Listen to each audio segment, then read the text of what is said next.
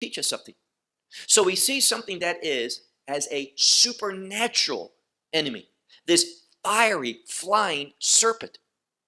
And it says he's going to be defeated. What is going to be one of the consequences of his defeat?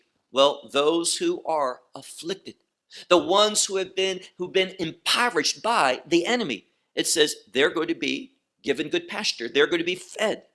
And the ones who are we would use the word destitute, they are going to be given rest. Lie down. It's the same word for lying down in green pastures from the book of Psalms in Psalm 23. They are going to, these ones who've been afflicted, they are going to, in security, lay down. But he says, I will kill with the famine your root, speaking of the Peleshit, the Philistines, the Palestinians, and your remnant he will kill. Verse 31. Wail at the gate, meaning cry out, and scream, O city, because Peleshit, this is the people in the last days that come from the same spirit of those ancient Philistines. It is a reference to Edom as well, Edom. And he says, Peleshit will melt all of you. For from the north, and lots of times north speaks about judgment, or that word north can mean hidden, Sephon, but this is word Sephon, but they're interchangeable. So from the north, smoke comes. This is this judgment. And boded, in modern Hebrew, if there's a soldier serving in Israel, but he has no family here, chayal boded. So this is one who's alone. And in this case, it has to do with one who is missing. And what he says here, on that appointed time, and he uses the word here, mo'ad.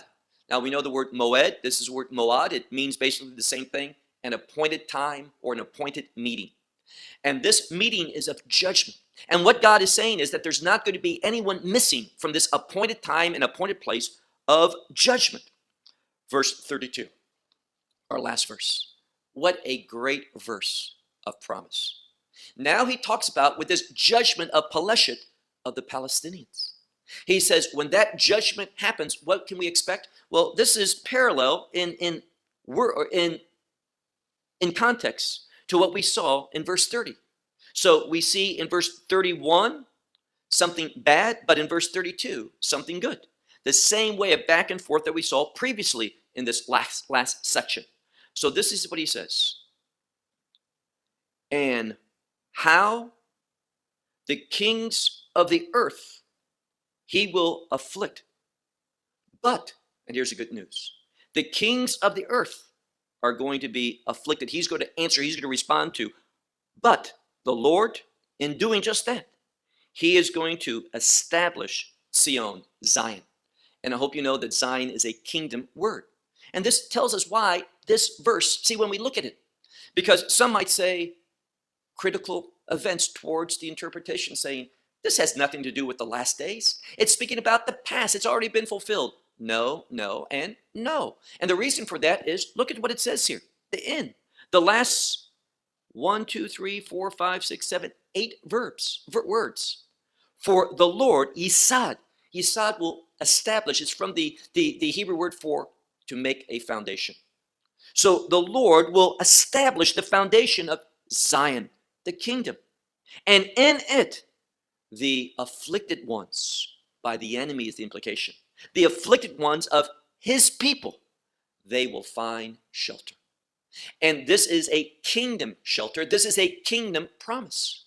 So the more you study prophecy, you're going to see how much the prophets, even when they speak about past events, they do so that we can understand this final transition from this age into the kingdom of God and God's faithfulness that he will display before all the world and to his people in the last days. Well, my advice to you is to go back and study this 14th chapter.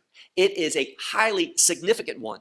And when you understand it properly, and the devices that are used in order to give revelation to the people from this literary means, it's going to prepare you better to understand the chapters that we're going to be looking at in the weeks to come. Well, I'll close with that. Shalom from Israel.